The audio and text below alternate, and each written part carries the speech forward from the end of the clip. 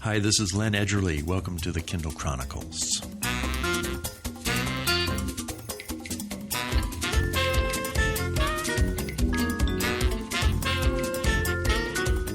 And Happy New Year. Today is January 1st, 2021 in Sanibel, Florida. We had an eventful week here. Darlene spent a couple of nights in the hospital at Lee Memorial Hospital. She had what turned out to be a transient global amnesia attack, which left her asking questions about where she was. It lasted 45 minutes. We got it checked out. And in the process, some fluid in the lungs was discovered, and that triggered a whole bunch of tests for possible heart failure. She passed them all with flying colors. She came home, and one doctor suggested that the fluid in the lungs could have been related to the red tide, which you'll hear my guest talk about, and which is still a problem here on the beaches at Sanibel and elsewhere along the coast. But anyway, she is in good shape, and we were impressed with the hospital in Fort Myers and got really good care there. My guest this week is Charles LeBuff, who lived with his wife, Jean, and family on Sanibel for more than 50 years. It's a love story in a couple of ways, and I hope you'll enjoy it. And I recorded the interview on his and Jean's 63rd wedding anniversary, which was New Year's Eve when I talked with him. Also, this week I have two tech tips. One is a new update for the Kindle software, which has a pretty cool feature for tracking series, novels that are in series. I'll show you how to get it on your Kindle and what it can do. And I've got a long letter from a longtime listener from Charlotte, North Carolina that came in by email today. And I'll see how we're doing on time, but I'd like to read the whole thing to you because it's kind of a mini anthology of the kinds of things I've heard from listeners over the past 12 years, and I really enjoyed reading it. And I'll share as much of it as we have time for. Let's get started. The first tech tip comes from Szymon Schott, who emailed me from Krakow, Poland, in response to my recent interview with Adam Lieb, co-founder and CEO of Astro House, which created the Free Write Traveler, a dedicated keyboard for writing first drafts. And the keyboard, Adam explained, works with the Markdown markup language that you can use to format elements in a plain text document. Szymon mentioned that in an email, and I said, well, how do you use it? Do you know anything about it? And he said that he does use markup, and he uses it with an app named Typora, Typora. You can find it at typora.io. He writes, I use Typora, which is a WYSIWYG, what you see is what you get, editor of Markdown. Most, including some online editors, have a left panel for the input text and a right panel for the formatted text. So you can see how your formatting is going to look when it's done. He attached screenshots so that I could see what he was doing in Typora. He writes, as you can see, even as ASCII text, Markdown looks readable. There are many upsides to using ASCII, which is plain text, for storing notes. Most importantly, plain text is future-proof. If you use Word, Microsoft may change the format, and on an old file might become corrupted. If Google were to shut down, we'd lose the ability to read whatever we stored in Google Docs. Also, it is easy to convert Markdown into any format, Word, PDF, etc., using a tool called Pandoc, P-A-N-D-O-C. Most blog platforms support Markdown, so it becomes a natural way to write in this markup format and have the blog engine format or stylize your text. The style, for example, how to format the headers, is based on a CSS file, which is the kind of file that's used for web pages. This means you can decouple the content from the presentation. I haven't used my Free Write Traveler keyboard much lately, but when I return to it, I think I might try this. One thing I've wanted to do when I'm typing on the Traveler is to create an M-dash, and I have a feeling if I use Typora, I might be able to figure that out. But I think this idea of future-proofing one's writing is really it might be enough to get me to learn Markdown and start using this tool. So thanks, Szymon, for mentioning that to me. I heard from two of you, Tom Semple and Faith, about a new update for the Kindle software. It's 5.13.4, and it's a big file. It downloaded here 269 megabytes. So it took, 5 or 10 minutes to get it from the website to my computer, and then quite a bit of time to transfer it over to my Kindle Oasis using a USB cable. That's a process which you'll find how to do on the I'll have a link to the update page, and it'll tell you how to do all that. Eventually, your Kindle will probably receive this update over the air, but on mine, I was still seeing 5.13.3, and so I just did it manually. And you can do the manual update any time you want to if you're adventurous, or it's not that tough. You plug your Kindle to your computer, and then you kind of follow the directions. The interesting part of this update has to do with series. And series grouping is a feature that many users have wanted to see. This is Tom Semple writing, and which rival ebook platforms like Apple Books and Kobo have had for some time, and which until now can only be approximated by using collections. It does work, and when I loaded it to my Kindle Oasis, I'll show you what once I had the update in, I had to go into settings, which you find by just going to the 3 little dots in the upper right of the home page and tapping on settings. And then after hitting settings, I went to device options and then to advanced options. And after the update, I could see something called Home and Library. When I tapped on that, there was a new choice, Group Series and Library. It's either on or off, and I turned it on.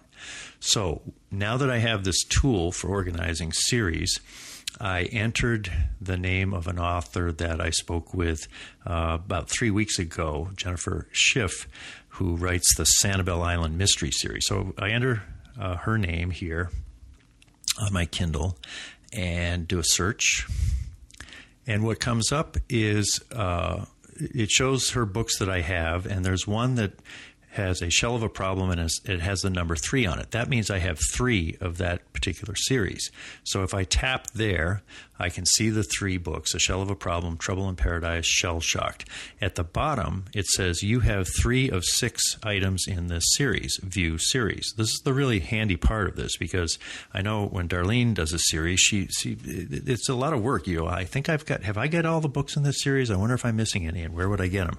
Well, you just tap on this thing. You have 3 of 6 items in this series. And when I do that, then I am brought to a page. It says Sanibel Island Mystery, 6-book series.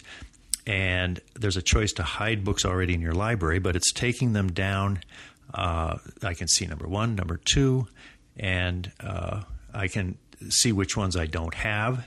And I'll click on that thing that says hide books already in your library. So now I'm seeing number 2, Something Fishy, number 3, In the Market for Murder, and 4, Bye Bye Birdie. On each of these now, I can tap Read for Free because they're Kindle Unlimited. It'd be very easy for me to fill out my series with this new tool. I was telling Darlene about this at supper tonight. She said, that sounds interesting, which is not her usual reaction when I say, hey, there's something really cool that Kindle can do now, and I'll tell you about it. So I'll hope that I can give her an easy-to-follow tutorial that gives her a chance to use this tool as she's tracking her reading. By the way, if you would like to make sure that you have this update so you can use this new series tool, I would be glad to help you do it. I did a lot of updating Kindles when I was running the eBooks for Troops project, and we'd always send the Kindles out with the latest software. So I can do this kind of in my sleep.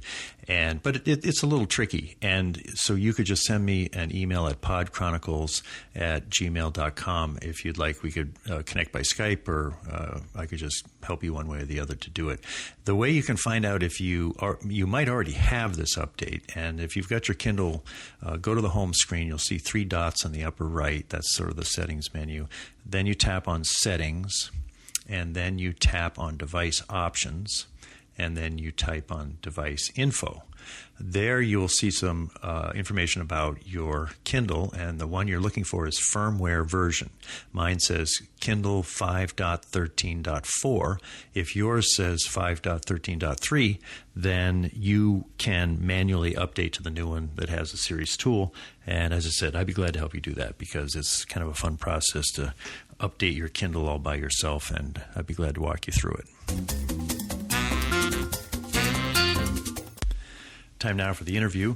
When I asked Jennifer Schiff to recommend someone else who could help me understand this beautiful island, Charles LeBuff was the first person on her list. As you listen to the conversation I had with Charles, I think you'll understand why. Charles and his wife Jean began living on Sanibel in 1958, back when you could get to it only by boat or plane. It continued to be a real island until 1963, when a causeway from Fort Myers made it possible to drive from the mainland to Sanibel.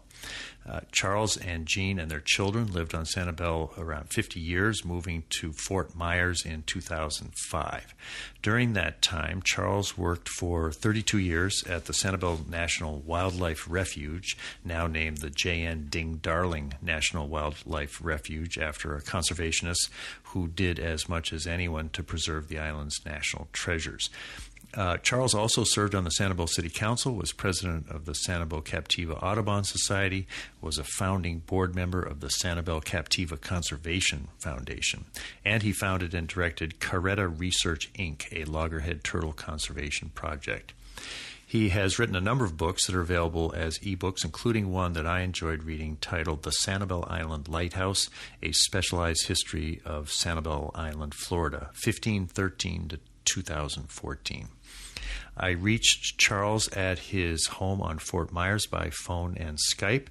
In his book, he mentioned that he was born in Massachusetts, so I began by asking where in the Bay State he got his start. It turns out he's from a Boston suburb, 5 miles from where Darlene and I live in Cambridge. I was born in Medford and lived there all of my life in Massachusetts until we left and came to Florida in 1952. I see in 1957 you were in Naples at the Red Tide Field Investigation Lab. What were you doing between 52 and 57 in Florida? We initially moved to Fort Myers, and I completed my junior year of high school at Fort Myers High School. And then the folks decided they would move from Bonita Springs to Naples permanently, and I graduated from Naples High School in 1954. I was awarded a full scholarship at the University of Florida, but that went to pieces because of my draft board in Fort Myers. So I went into private industry. I went to work for what then was Everglades Wonder Gardens, a wildlife roadside attraction in Bonita Springs. And I worked there until the latter part of 56, when I was offered a position as a technician with the Red Tide Lab. Interesting. Had you been interested in wildlife when you were a youngster, growing up in Medford? It's not exactly the wildest part of Massachusetts, but your whole career has been involved in wildlife down here. That's correct. Well, in 1952, we had I've forgotten the name of the reservation. So we had a lot of wild lands there, and both land and wetlands. So my boyhood was spent exploring those places, and I became interested probably before age 5 with turtles. I went on to be an intern at the Boston Museum of Science and at the Museum of Comparative Zoology, Department of Herpetology. I published my first paper in a journal at the age of 14. Wow. So I was firmly entrenched in that field. Yeah. And for the times, I was well versed in that science. And when I came south, then of course it opened up an entire new world for me. Yeah, for sure. My wife and I have been down here a little over a month, and about half that time, the red tide here, we're off Middle Gulf Drive, renting a place on Cardium, dead fish, pretty bad smell, and in fact, she had a transient global amnesia episode that sent us to Lee Memorial Hospital, and they found fluid in the lung, which resulted in a bunch of heart tests, and one doctor said that could have been related to the red tide. Seeing that you were involved in red tide that long ago, is it much worse now than it was back then? Right, it's an ongoing problem. I remember back in the 50s, several red tides. They weren't, in my memory, as intense as what we've experienced in the last few decades. And of course, I wasn't on the beach in the 50s. I didn't live on the beach. Right. When I moved to Sanibel in the latter part of 58, I lived on the beach. And we had a few red tides, but they were minor. And then in 1971, we had a summer red tide that was the worst that I've ever had a personal connection to. It was just unbelievable how bad it was.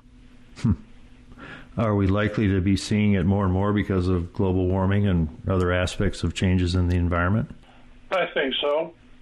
I think that there is some apparent fertilization of the organism coming down into the Caloosahatchee estuary. But most of the red tides, even historically in this area, always started north of us, as far north as Paso Grill at St. Pete Beach. And then they would slowly move south and be spotty and sometimes heavy concentrations. Ding Darling wrote about red tide in the 40s. He provided some funding to the University of Miami to kick off red tide research, and eventually his pressure on the Fish and Wildlife Service ended in the establishment of that lab in Naples. Interesting. Well, I was trying to imagine the move from Naples to the Lighthouse here on Sanibel in 1957, and at that time you and Jean had a daughter who was 11 weeks old. This is a pretty wild place. There wasn't a causeway. How hard a sell was that to get your wife to agree to move with a baby to pretty austere surroundings? It wasn't hard at all. My wife Jean was an island girl to start with. She was raised on Marco Island. Oh. At the time, their household didn't have electricity or running water. So she was used to some of the hardships that came with my new job. And it wasn't easy to raise two children there without air conditioning, without telephones to begin with. It was difficult, but she did a good job. How did you get over here in those days before the causeway? Well, the first time I saw the Sanibel Lighthouse, it so happened that when I went to Fort Myers High School, every once in a while they'd announce over the loudspeaker that the Sanibel bus was late. And two guys from Sanibel were in my English class. One was Ralph Woodring, one was Jim Pickens. They're both still living. And we're in contact occasionally. So Sanibel, just the name sort of had a reaction. It sort of sounded much different than any place I'd ever heard of. And I had a desire to go there and see it. Had only been here a few weeks. And then one night in, I guess it was December 1952, a new friend of mine and I had been on Bonita Beach live shelling. We were collecting shells to sell to the shell factory. And it was dark. We were headed back along the beach toward his car, and I happened to look off to the right toward the northwest, and I saw a blinking light And I asked him, "What's that light out there, Don?" And he says, "Well, that's the Sanibel light." And that activated me, and I coerced him into taking me to Sanibel. Neither one of us had a driver's license, but he borrowed his mother's car, and we drove to from Estero, where he lived, to Punta Rassa. We got on a ferry. We came across San Carlos Bay on a ferry, and we drove to the lighthouse, walked around it, and little did I know that just 6 years later I'd be living in the very house I was walking under. That's amazing. I love thinking about what Sanibel must have been like in 1952 or in 57 when you moved here. What's the biggest change in Sanibel from then until now? Well, you can probably go out today and see the biggest difference. That's traffic. Yeah. We had 4 ferries operating at peak season, and those ferries could only bring right around 225 cars over to the island a day. Huh. That's all we could handle. Wow. Because of the transportation system. And look at it today. There are probably, this week is the height of the, usually the height of the traffic, and maybe 10,000 cars a day. I'm just guessing at that, but I haven't seen any recent traffic counts.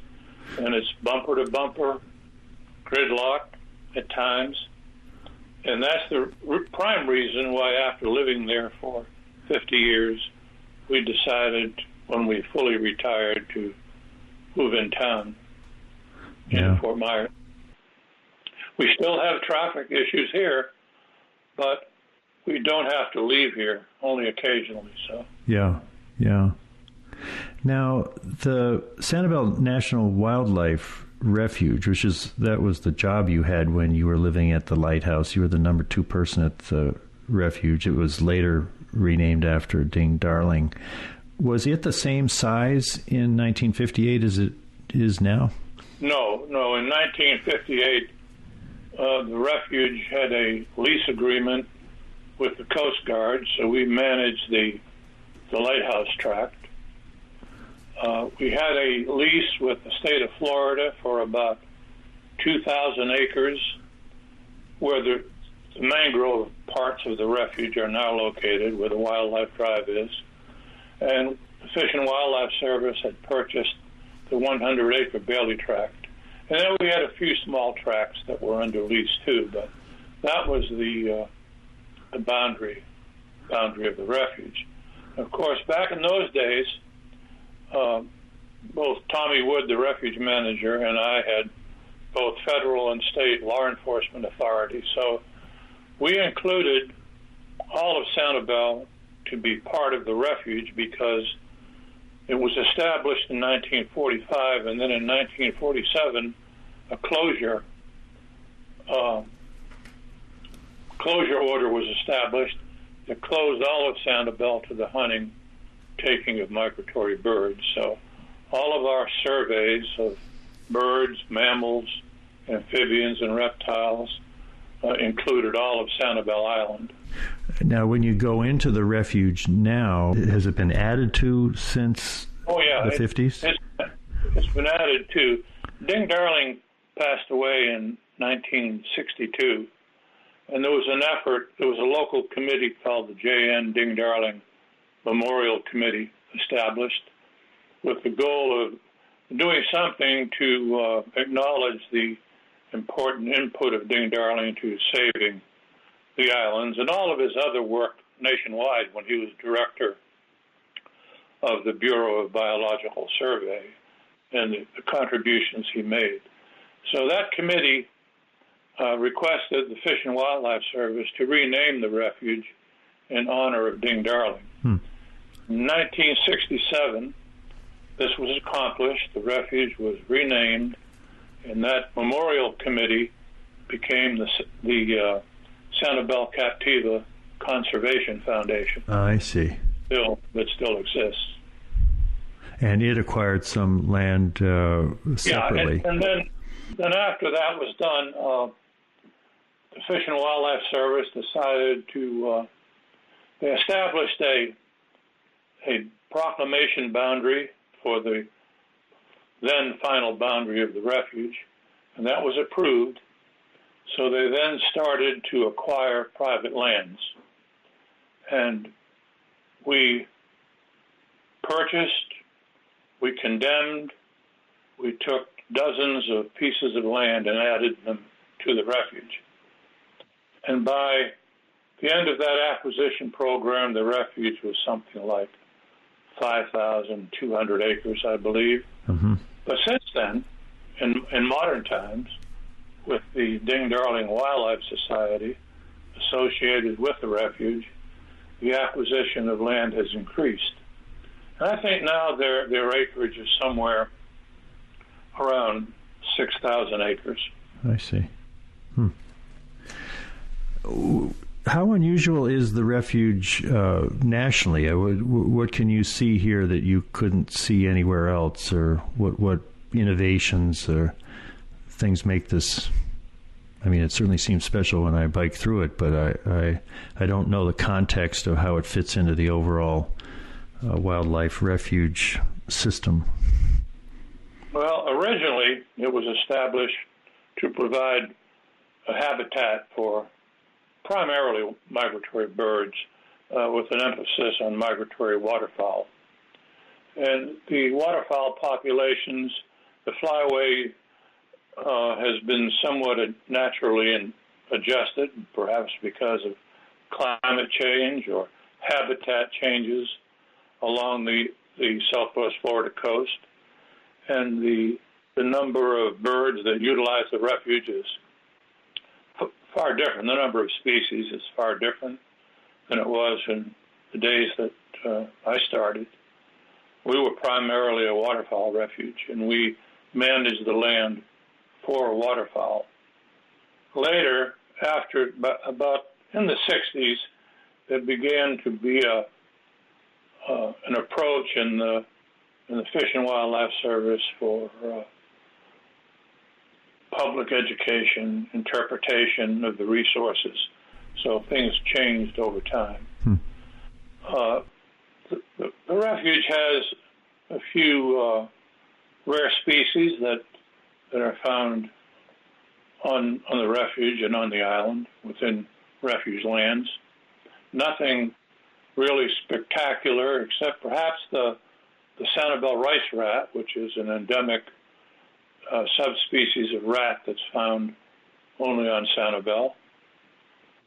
We, at one time, had populations of eastern indigo snakes, but they're now extirpated from the island because of the traffic on the roads. Their range is such that they were extremely large ranges, and they would cross the roads and end the traffic, be squashed on the pavement. Well, now, your book, which I came across, and I bought it at Smashwords and downloaded it to my Kindle. You published it in 2014, The Sanibel Island Lighthouse, A Specialized History of Sanibel Island, 1513 to 2014. It's a lot of work to write a book, and you've written other books. What was the message that you were hoping to bring to readers when you wrote and published that book? Well, that particular book, I was trying to consolidate information that was known and some information that was unknown, and bring in a few personal experiences and narratives about how life was there, and also to bring forward the operation of the lighthouse, the things that happened there through the years. We lived in that house we moved in the house in December 58, and we left in July of 79, so just under about 21 and a half years. Mm-hmm. We lived there, and I learned a lot about it, experienced a lot of different things there. So I tried to bring together old photographs, namely postcards of the changes to the lighthouse over the years, and give some factors about how things operated through the years.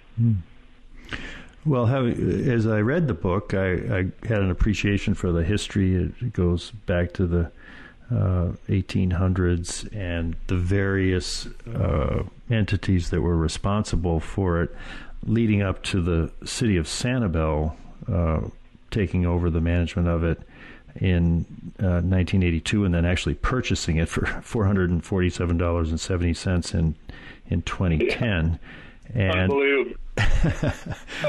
I wonder, was that the result of some hard negotiations as to whether there was going to be 70 cents or some other number on the last two digits?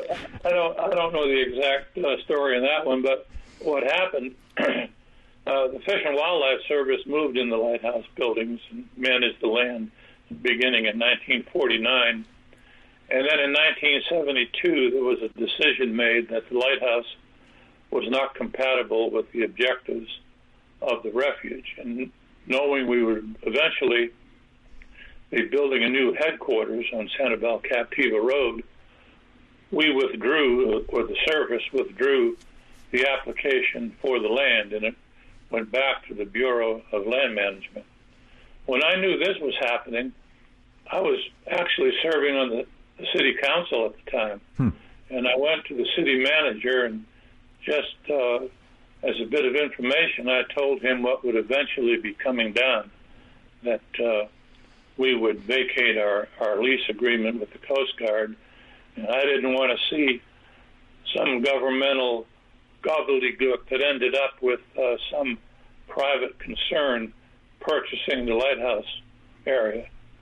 So I told the city manager, Bernie Murphy at the time, and Bernie jumped right into it. And by the time we left there, he had worked up an agreement with the Coast Guard to manage the parcel.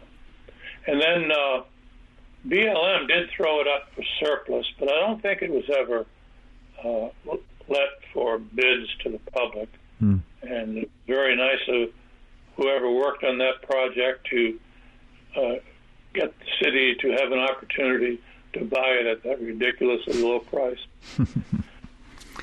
Well, and then I think the book contains your concern about how well the city has been able to manage it. And, I know enough about city governments to know there's lots of stress on a budget and trying to keep taxes down and all.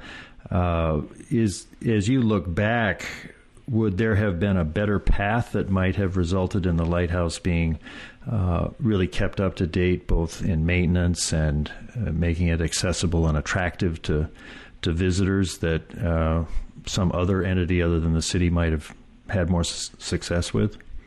I think as far as maintenance of the buildings and the Lighthouse, they're in good shape. Well, that's good. I just happened to have an opportunity, thanks to the city manager, to get inside my old house just a few weeks ago for an interview for a documentary that's going to be coming out in late January on the Lighthouse. And I really appreciated that. And it all looked good to me. Oh, that's good. A few years ago, I had concerns about fire danger, but Hurricane Charlie pretty well knocked that back. My only concern that I have is that, and I don't know exactly, I'm not connected with the city, I'm sort of in the dark of what's actually going on, but I know the city's Historical Preservation Committee is doing some studies to see what they can do to do something at the Lighthouse. Yeah. And I put some ideas in that book you mentioned, but I'm disappointed that the city hasn't done anything to interpret the history of the Lighthouse. There's a plaque that was installed by a women's group back in the 70s, but there's no kiosk that gives any quality history of the Lighthouse. And after all, it's the most historical structure along this coast, basically between Tampa Bay and Loggerhead Key Lighthouse and the Tortugas, as far as old structures. And what have you. So that's my biggest complaint. And then I have another complaint. But back in the 90s, I was appointed to the board of the Florida Lighthouse Association as the Sanibel Light representative to report on the lighthouse at meetings and update the membership. And I stayed on the board about 4 years, and then I had other things on my plate, so I resigned. But Sanibel Light is not represented on the Florida Lighthouse Board. The city has not appointed a representative. All of the articles about lighthouses on both coasts of Florida that are periodically featured in their newsletter, the lighthouse on Sanibel is always not mentioned. Huh. Not even a photograph of their Christmas decorations. So I don't know what's going on there. Yeah. I think some of the city council have taken an interest in the lighthouse, and this may come to light with this documentary. But they really need to appoint someone to serve as a representative from Sanibel. Yeah, it sounds like it. When would people be able to see the documentary, and how? It's going to be provided as a DVD. Excuse me. That's the format that I'm told. And in fact, the producer of the video photographer doing the project was here yesterday. I had loaned them some old 8mm movies, which included some footage of the lighthouse. Yeah. When we first moved there, and I understand that part of that, some of that footage will be included in the film. And he told me he's shooting to complete it by late January. It's being done, I understand, for the Sanibel Historical Village. Oh, I see. And they might have a version of it on YouTube or something that people could see in addition to the DVD. Yeah, I think the last one he did, it became available online. I'm not privy. You might want to give the museum a visit and inquire. Okay, I'll do that. Well, the last thing I was curious about, and I knew you'd have some insight, is 1970s was a very consequential period for Sanibel, because that was the time when Sanibel Residents Incorporated, as the city of Sanibel, taking control of development, zoning, those kinds of issues over from Lee County, and a pretty dramatic change in the number of units that could be put on an acre. I think it went from 44 per acre to 5. Looking back at that, I would think you'd feel pretty good about being part of the group that was making some decisions that had a huge impact on what Sanibel looks like today. Yeah, looking back, Lee County had zoned Sanibel Captiva for 90,000 residents. Can you imagine that? Wow. 90,000. And the Lee County Board of County Commissioners at the time were hell-bent on developing the islands to increase the county's tax base. And we could see it coming. Condos like Sundial were being built out right on the edge of the high tide line. They authorized bulkhead lines. They put concrete sheet piling in as bulkheads, and this impacted sea turtle nesting. So things were going downhill. The causeway came in 1963, and things started to change a little bit then. Then in 1965, Island Water Association piped potable water to households, and that's what really made this place boom. Before that, there was no constant good supply of water. I drank cistern water, rainwater, for the first 5 years at the Lighthouse. So people started, when I moved here, I'll just give you an example of population. There were about 400 people on the islands. Wow. You knew everyone. You'd drive down Periwinkle, wave at everyone. You knew them all by name. And I registered to vote for the first time in the 1960 election in February 1960, and I was the 105th registered voter on the island at that time in February. Of course, there was a lot of excitement coming about that election. Sure. So the voting rolls increased, just like they're doing in Georgia right now. Mm-hmm. Then you ended up on the city council. That was 10 years later or so, I guess. Yeah, and the move for incorporation started in the early 70s, and I was a supporter, but I wasn't very active in those early pre-incorporation days. And then I guess it was in the summer of 74, we had a cookout for all of the sea turtle volunteers in my sea turtle project, and someone suggested that I run for city council. So I did. I tossed my hat in the ring, and I think we had 16 or 17 candidates, and I was the fourth highest vote getter. Wow. So we sat a city council of 5 members. I had a little bit to do with, I like to say, saving Sanibel, because even though people come there today and look at all of this building, the first thing we did was pass a comprehensive land use plan. And like you mentioned, we dropped the building density from 44 units per acre to 5. We put a building cap. I think it was in the neighborhood of 7,000 dwelling units. I think that may have changed a little. I'm not sure. But all in all, those basic policies that we established in 1976 with passing that plan, they're still pretty well maintained. Yeah. Well, and as I hear you talk about it, I'm thinking of the wildlife, because if you'd had 90,000 residents here, that would have crowded out a lot of the wildlife, which was kind of your first passion to begin with.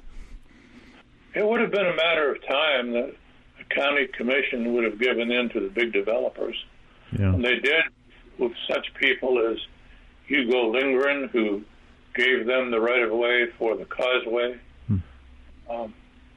gave them the Chamber of Commerce, the piece of land where the chamber is, so he could grease the wheels to get his development of Shell Harbor, and then later Beachview, where I guess it's the Sanibel Island Golf Club is located now. All of that land where Sundial is located was filled by digging an enormous canal along that part of Middle Gulf Drive and filling in the beach to get it up to the county's elevation. And another thing we did with incorporation, we raised the elevation of buildings to safeguard them against hurricane threat. Mm-hmm. You mentioned, I think, in one of your notes that the 1926 hurricane put up a 12.5-foot tide. Mm-hmm. That was in 1926, but the flooded record for this area was 1873. And over at Punta they had a 14-foot storm surge that would have completely flooded all of Sanibel, Captiva. Wow. Well, we're following in the footsteps of many New Englanders that have, made winter homes down here and looking at property and all. And when I hear about the 12-foot storm surge, the place we're renting it's to code, and the living area is up high enough.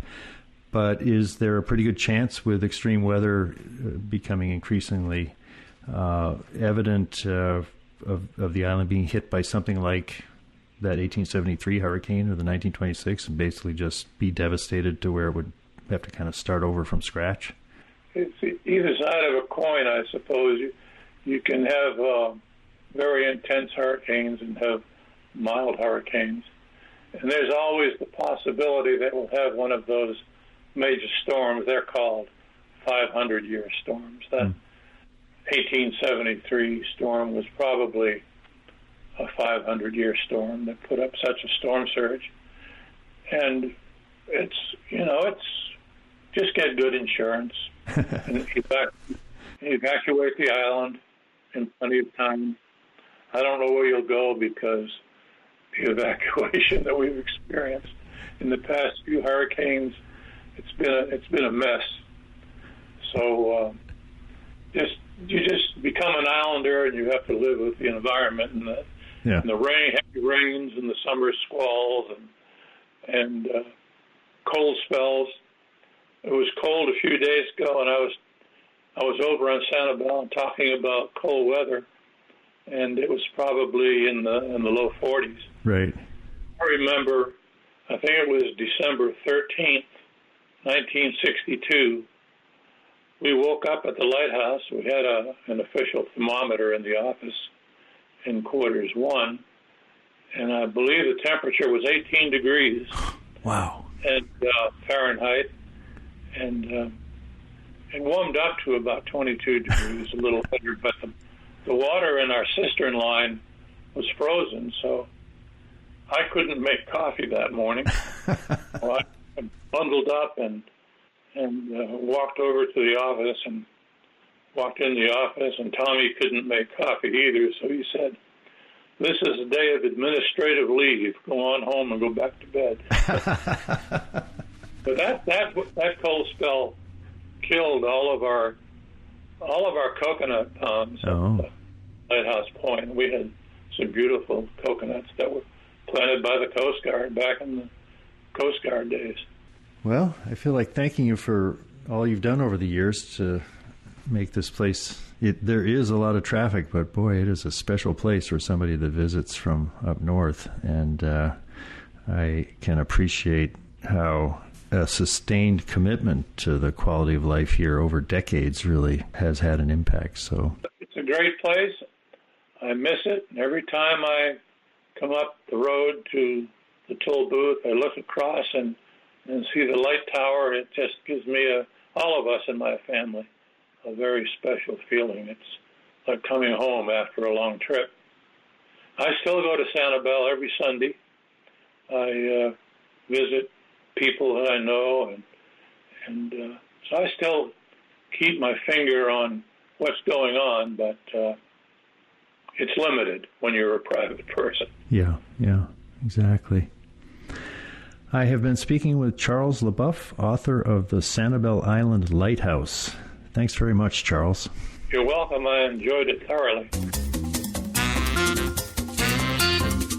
There are a lot of things I love about my conversation with Charles LeBuff, and one is I love it when you can see a passion sparked in childhood, in his case, love of turtles in Medford, Massachusetts, and how that can lead to a career, in his case, a career in wildlife management and stewardship for an island off Florida.